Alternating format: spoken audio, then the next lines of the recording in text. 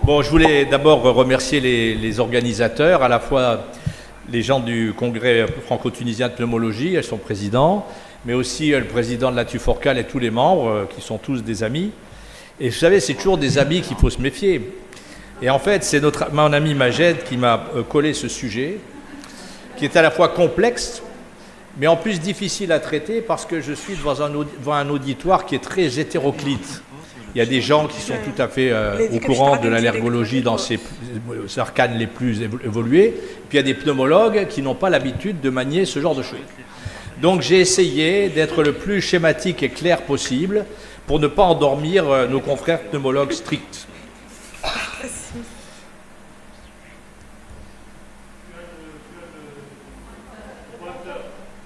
Ah d'accord, très bien. Parfait. Alors, j'ai pas de conflit d'intérêt, en dehors de ceux avec mon épouse, donc ça va, de ce côté-là. Elle est présente, hein, c'est pour ça que je le dis. Alors, ça c'est un petit clin d'œil. Bon, moi je suis d'Aix-en-Provence. On a une magnifique montagne qui s'appelle la montagne Sainte-Victoire, et on avait Paul Cézanne, qui est un grand peintre du 19e siècle, qui en a fait un nombre incalculable de représentations différentes. J'aime bien celle-là, qui est assez représentative.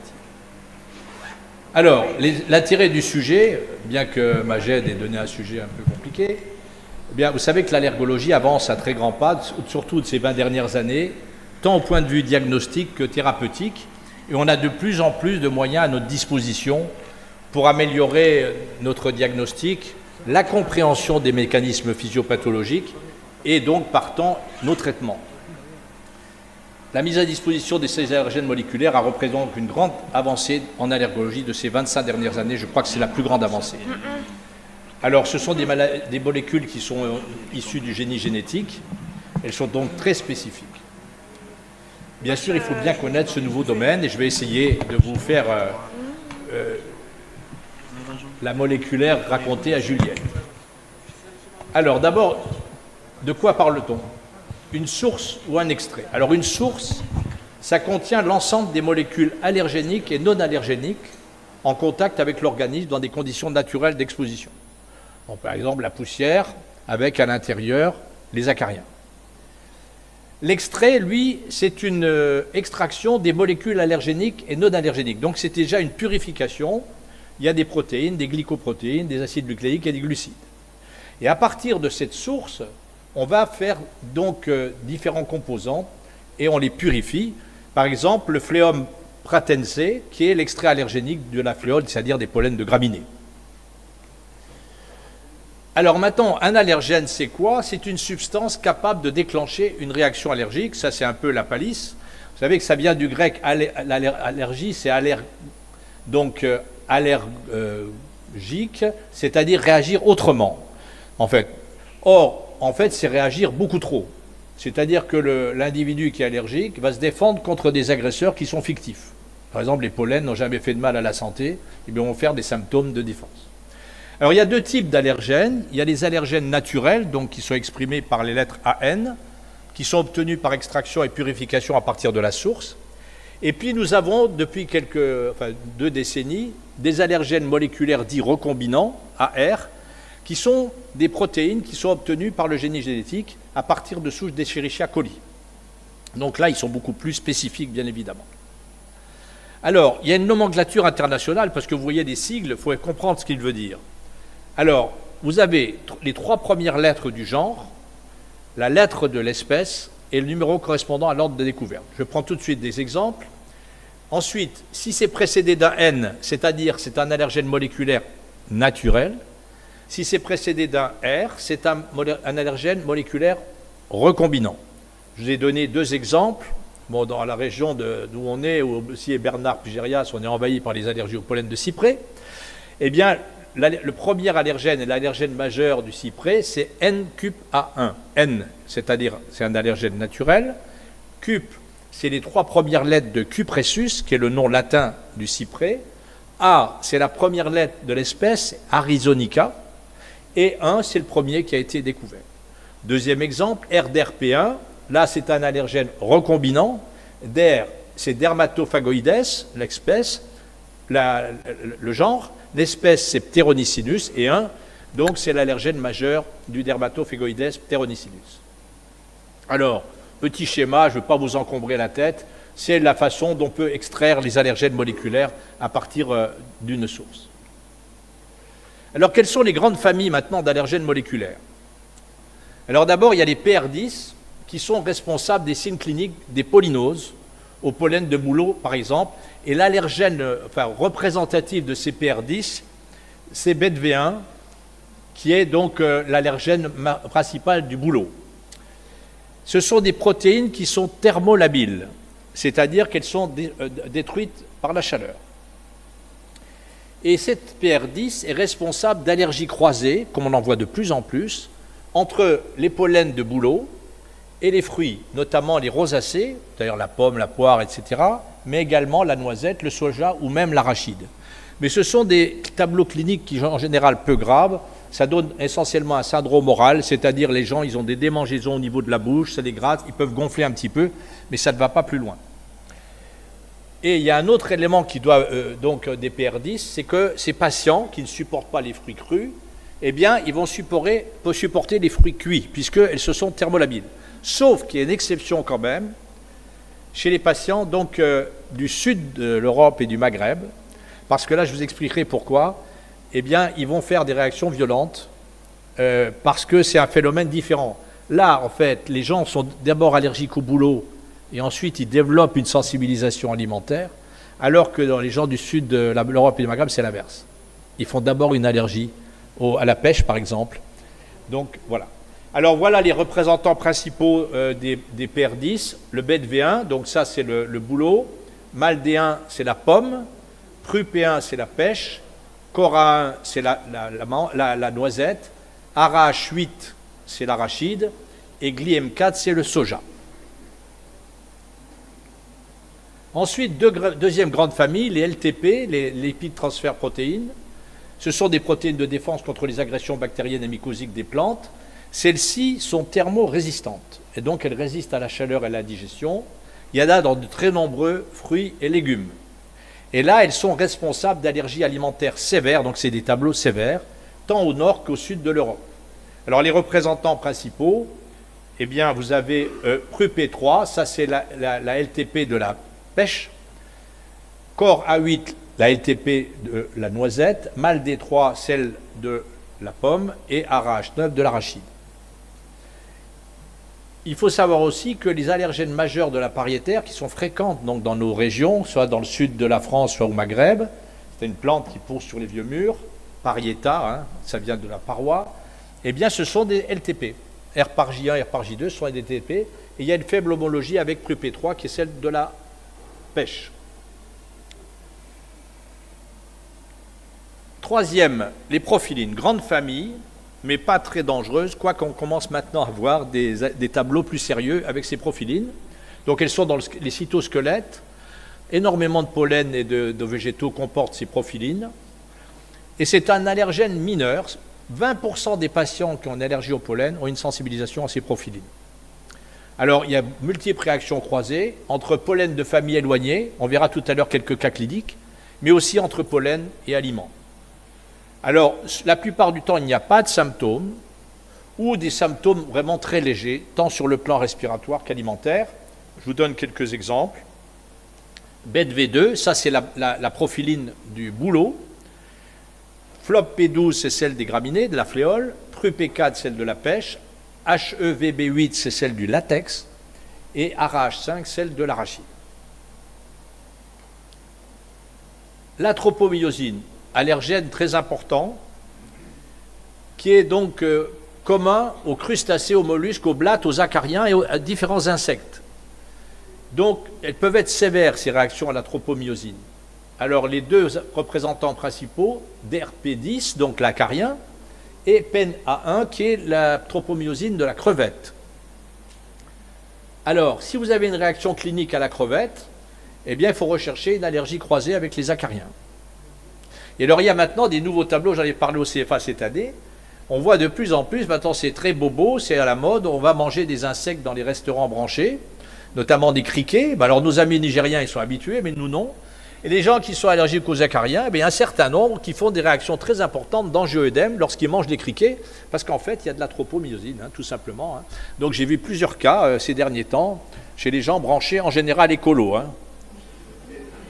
Bon, je ne suis rien contre les écolos, mais bon. Ensuite, les polcalcines, eh bien, ce sont des protéines de liaison du calcium, comme leur nom l'indique. C'est un allergène mineur très présent, également présent dans les sensibilisations croisées entre pollen. Alors ça, c'est des protéines très importantes, ce sont les protéines de stockage, albumine, globuline, gliadine. Là, c'est l'allergie des graines et des fruits à coque et de l'arachide. Donc, elles sont stables, thermorésistantes et responsables de réactions majeures, choc anaphylactique, mortalité aussi, bien entendu, sévère. Alors, elles sont présentes dans l'arachide, bon, les autres fruits à coque, comme la noisette, l'amande, la noix de cajou, etc., mais également les légumineuses, le soja, voire le blé. Alors, les représentants principaux, c'est ARAH2, qui est l'allergène majeur de l'arachide. Si quelqu'un est positif à l'ARAH2, il faut faire très attention, vous risquez d'avoir des chocs.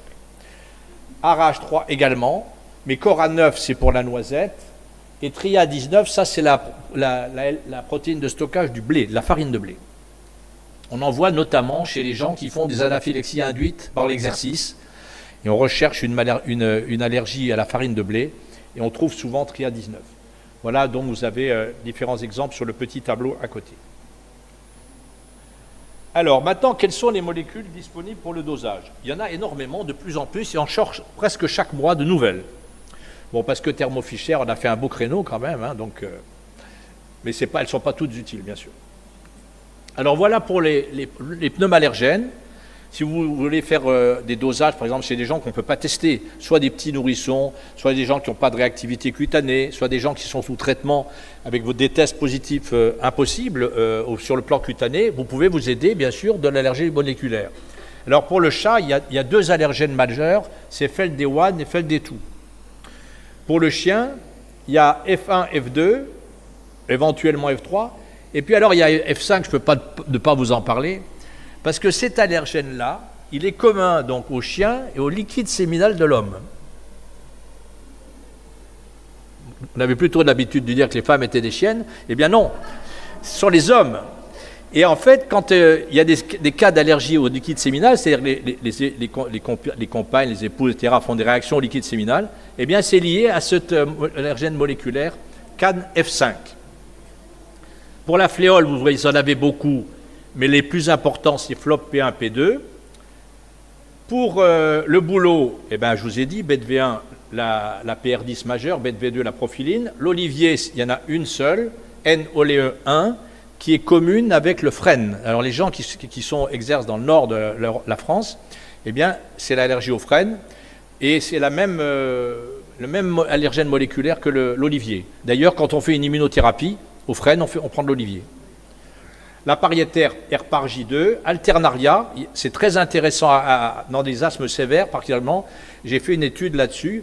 On retrouve assez nombreuses sensibilisations Alternaria isolées. Donc c'est un critère de gravité de l'asthme sévère. Et enfin, Aspergillus. Alors maintenant, pour les trophallergènes, alors là, vous en avez beaucoup aussi. Bon, l'arachide, vous avez une flopée, sachant que ARAH2 est la principale en termes de gravité, et que si vous avez positif H1, H2, H3, alors là, c'est une allergie sévère. Le blé, donc il y en a deux, c'est le TRIA14, TRIA19. Pour les poissons, vous en avez un pour les poissons d'eau douce, c'est RCIP-C1, et un pour les poissons de mer, RGAT-C1. Le céleri, c'est RAPI-GI1-01. La crevette, je vous en ai déjà parlé, PENA1. Le noix du Brésil, BER1. La noisette, donc là, vous avez plusieurs PR10, LTP et protéines de stockage. Et pour la pêche, pareil, plusieurs. Et le soja, c'est le GLI, puisque c'est le nom latin. J'ai une petite diapo pour le latex, parce que vous avez différents allergènes moléculaires, et on verra dans les cas cliniques quels sont les importants, parce que vous avez plusieurs types d'allergies au latex. Les gens qui font des petites réactions cutanées banales. Vous avez les gens qui font des chocs lorsqu'il y a des interventions chirurgicales avec présence de latex. Et puis, vous avez des gens qui ont une allergie croisée entre le latex et certains aliments fruits, notamment la banane, l'arachide, pas l'arachide, la banane, l'ananas, l'avocat, etc. Le kiwi aussi, bien sûr. Et donc, avec le dosage de ces différents allergènes moléculaires, on saura quel type d'allergie au latex on est confronté. Alors, comment on va les utiliser? Maintenant, c'est le mode d'emploi, après avoir fait cette longue introduction. Je prends quelques exemples. Pollen de bouleau chez un patient symptomatique. Bon, si le patient a des symptômes chaque année en mars-avril, et que le test cutané est positif à l'extrait de bouleau, eh bien, normalement, quand on était avant les allergènes moléculaires, on disait, bon, le gars, il a une allergie au bouleau, point barre. On peut confirmer en faisant un dosage de BETV1. Et si votre dosage est nettement positif, ça vous permettra de dire que si vous faites une immunothérapie, elle a de fortes chances d'être efficace. Donc ça, c'est quand même intéressant. C'est un prédictif de l'efficacité de l'immunothérapie. Pour les pollens de graminées, bon là, c'est plutôt... Bon, c'est d'avril en Provence jusqu'à mai, juin, juillet dans le nord. Bon, il a des symptômes à ce moment-là. Il a un test cutané positif au pollen de graminées. Et bien là aussi, vous avez intérêt à faire le dosage de FLOP P1P5, qui sont les deux allergènes majeurs. Là aussi, si les deux sont positifs, vous avez une forte chance que l'immunothérapie soit efficace. Où ça devient encore plus intéressant, c'est lorsque vous avez des polysensibilisations. Vous avez des gens qui ont, par exemple, des symptômes, et quand vous allez faire des tests, eh ben, il va y avoir le bouleau, il va y avoir l'olivier, il va y avoir les graminées, voire l'olivier ou même le cyprès. Et là, on se dit, qu'est-ce qui se passe? Alors, il faut faire les allergènes majeurs, bien entendu, mais en faisant les allergènes mineurs, c'est-à-dire prophéline ou polcalcine, vous allez vous rendre compte que souvent, ils sont élevés. Donc, en fait, ce n'est pas une allergie. Ils ont une sensibilisation aux allergènes mineurs. Et ça vous permet donc de distinguer. Eh bien, par exemple, si vous avez des tests positifs à tous les pollens que vous avez faits, au point de vue cutané, que les prophylines et les polcalcines sortent, mais que les allergènes majeurs, à la fois du bouleau, BETV1, et des graminées, FLOP P1P5, sont négatifs, ce n'est pas la peine de vous embarquer dans une immunothérapie, parce qu'en fait, le patient n'est sensibilisé qu'aux allergènes mineurs, alors que dans les extraits que vous allez utiliser pour l'immunothérapie, il n'y a que les allergènes majeurs. Donc ça, c'est quand même intéressant aussi sur le plan... Alors aussi, dans les allergies croisées fruits-pollen, ça nous a permis quand même d'avancer beaucoup et de comprendre ce qui se passait. Parce que entre, je ne sais pas, moi, un bouleau et puis des pommes, il n'y a aucune concordance botanique, bien évidemment. C'est très, très différent. Donc les plus fréquentes, c'est, pour les allergies croisées fruits-pollen, ce sont les PR10. Donc c'est la pêche, la pomme, la prune, la cerise, avec le bouleau. Bien sûr, il faut vérifier si c'est grave ou pas. Si ça arrive avec le fruit cru ou le fruit cuit et cru, je vous ai dit pourquoi. Fruits crus, c'est plutôt les PR10 ou les prophylines. En général, il est allergique au bouleau. Il vit souvent dans le nord de l'Europe. Et secondairement, il va développer un syndrome oral avec les fruits. Ça, c'est la séquence classique. Donc, vous allez avoir BETV1 qui va être positif, et puis vous allez avoir éventuellement les PR10 de la pêche, P1, de l'arachide, ARH8, ou de la noisette, Cora1. Les BETV2, donc ça c'est la prophyline du bouleau, ça croise avec le melon, la pastèque, la tomate, l'agrume, l'ananas, la banane, mais c'est des signes mineurs. Alors lorsque vous avez une réaction à la fois aux fruits crus et aux fruits cuits, là il faut penser avant tout au LTP, je vous ai dit pourquoi, parce qu'elles sont thermostables.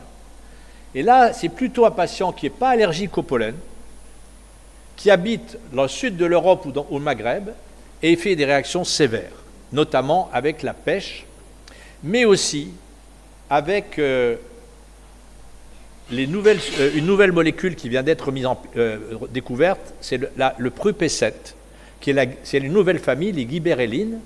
Et là, c'est un cas tout à fait particulier, ça va intéresser les Provençaux et les Maghrébins. On avait beaucoup de patients qui étaient allergiques au pollen de cyprès et qui commençaient à développer des manifestations avec la pêche, voire avec le melon ou la pastèque. On ne comprenait pas pourquoi, on faisait les PR1, les PRUP1, puis prétoire, rien. Et en fait, c'est une équipe de Marseille qui a découvert qu'il y avait les fameuses guibérellines qui étaient responsables de l'allergie croisée entre le pollen de cyprès, la pêche et éventuellement le melon, etc. Et donc, quand on les teste, c'est vraiment pertinent. Au départ, c'était surtout des syndromes oraux, mais depuis 2 ou 3 ans, je commence à avoir des allergies sévères, c'est-à-dire vraiment des choses avec angio-œdème, chute de tension, etc. À la pêche, chez des gens qui sont très sensibilisés au pollen de cyprès. Donc c'est quand même intéressant de doser ce Pru-P7. Alors, pour l'allergie à l'arachide, je vous ai dit, je passe rapidement, ARH2, c'est vraiment l'allergène majeur. Mais dans le sud de l'Europe et au Maghreb, il y a des patients, eux, ils ne seront pas allergiques à l'arachide par les protéines, mais par les LTP, ARH9. Mais là aussi, ça peut être sévère. Donc, il faut doser, lorsque vous avez quelqu'un qui fait des réactions fortes à l'arachide, et que la protéine ARH2 est négative, il faut penser à ARH9, qui est donc la LTP. Donc, si, je vous l'ai dit tout à l'heure, s'il a à la fois ARH1, ARH2, ARH3, c'est un signe de gravité majeure, là, il faut prendre vraiment le plan hors sec. Par contre, si c'est ARH8, la PR10, ce n'est pas très grave. Pour la noisette, bon, PR10, c'est Cora1, donc fruits secs, fruits crus, mais ceux-là supportent le Nutella, puisque vous savez qu'il y a de la noisette dans le Nutella, mais qu'elle est cuite. Donc, vous pouvez tolérer aux gamins de manger du Nutella, ils sont très contents, ils repartent avec la banane en général. Hein. LTP, c'est Cora8, donc là, c'est allergie aux fruits cuits aussi. Comme je vous ai dit, si le patient n'est pas sensibilisé au boulot et que Cora8 est positive, ça, c'est les gens qui habitent dans le sud de l'Europe et au Maghreb. Là, il faut faire très attention puisque c'est une LTP et il faut faire une éviction sévère. Pour le poisson, alors là, il y a une petite avancée aussi. Bon, en général, quand on faisait les tests cutanés simplement, on faisait la morue, c'était positif, on supprimait aux patients tous les poissons. Maintenant, on a évolué. Alors, il faut faire les allergènes majeurs. Donc, il y a RCIP-C1 pour le poisson d'eau douce, RGAT-C1 pour le poisson de mer. Mais il faut savoir que la teneur en paralbumine, qui est donc l'allergène majeur responsable, est beaucoup plus élevée dans les poissons à chair blanche que dans ceux à chair rouge. Ainsi, la plupart des patients vont réagir à la morue, mais ils peuvent éventuellement tolérer le thon, l'espadon, la bonite ou l'anchois, voire le maquereau ou le congre. Donc, maintenant, si vous voulez vraiment être pertinent, quand vous avez un patient qui est allergique aux poissons, qui a des symptômes, qui a aussi le RGAT-C1 positif, de grâce, tester en réaliste les différents autres poissons, notamment le thon, l'espadon, etc. Parce que quelquefois, vous aurez des bonnes surprises, les tests seront négatifs, et vous pourrez donc autoriser ce patient à manger du thon ou de la bonite ou de l'espadon. Donc ça, c'est quand même intéressant, parce que supprimer tous les poissons... Alors l'allergie aux crustacés, je vous ai dit, c'est la tropomyosine qui est commune avec les acariens, les escargots, les mollusques et puis maintenant les insectes. Voilà. Il n'y a pas d'allergie croisée entre les allergènes des crustacés et ceux des poissons. Donc c'est exceptionnel que quelqu'un qui a une allergie à la crevette soit allergique aux poissons. Parce que souvent ils vous disent « je suis allergique à tous les produits de la mer ». Là en général, il faut les envoyer en psy. Hein. Ensuite, l'évaluation de la sévérité. Qu'est-ce qui s'est passé? Voilà. Voilà. Il y a des allergies croisées, donc je vous ai dit, les blattes, les anisakis. Vous connaissez l'histoire de l'anisakis, hein, qui est un parasite de certains poissons, vont faire des chocs. En fait, c'est via cette tropomyosine. Hein, il y en a aussi beaucoup dans l'anisakis. Donc, il faut doser d'RPA1 et d'RPR10, donc c'est l'allergie à la fois majeure de l'acarien et de la crevette. Alors l'allergie au latex, là je vous ai mis parce que c'est quand même intéressant, ça nous concerne directement. Premier cas, les patients professionnels de santé travaillant avec des gants de latex.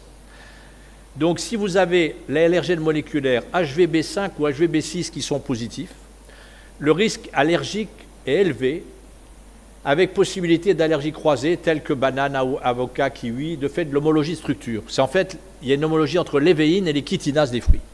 Bien. Deuxième cas. Donc ça, c'est le cas de l'allergie croisée, latex et fruits exotiques, disons entre guillemets. Deuxième cas, c'est les patients multi-opérés qui font des réactions, des chocs lors des interventions avec latex. Et là, il faut essentiellement doser HEVB1 et HEVB3. C'est par contact muqueux. Et si vous avez en plus HEVB5 positif, vous avez un risque majeur de choc. Donc là, ça, c'est vraiment un intérêt prédictif.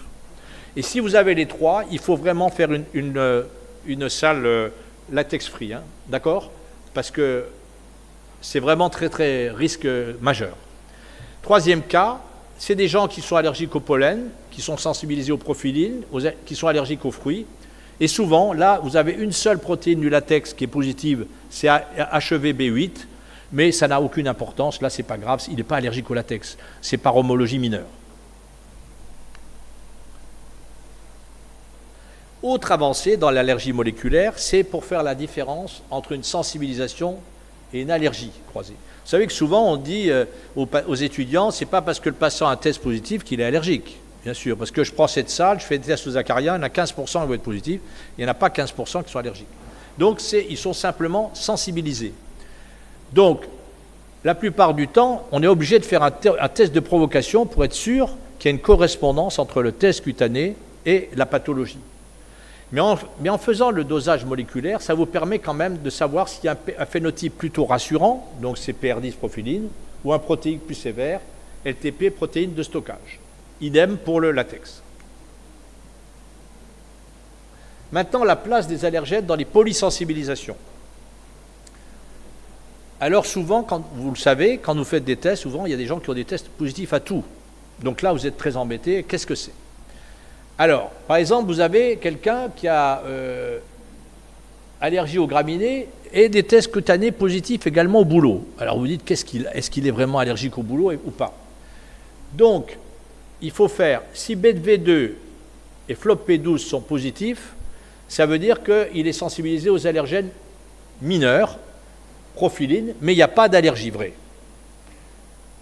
Maintenant, si c'est un patient qui est allergique au bouleau et qui va avoir des tests positifs aux graminées, je prends le phénomène inverse, là vous faites BETV1 et BETV2, ils seront positifs, mais FLOP-P1, P5, qui sont les allergènes majeurs des graminées, seront négatifs, donc vous en fichez de la positivité au pollen de graminées. Alors en revanche, s'il a des tests à tous les pollens, graminées, bouleau, olivier, cyprès, etc., pour rechercher les profilines, mais aussi les allergènes majeurs, parce que quelquefois, il m'est arrivé d'avoir des gens qui étaient à la fois allergiques au cyprès, au bouleau, à l'olivier, aux graminées. Ça arrive, hein, mais c'est rare.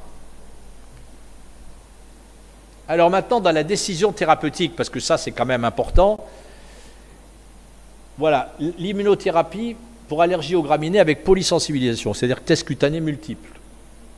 Alors, on peut envisager, avec chance de succès, une ITA aux graminées chez un patient gêné durant la saison incriminée, par exemple mai-juin, avec des tests cutanés positifs aux graminées et FLOP-P1, P5 positifs.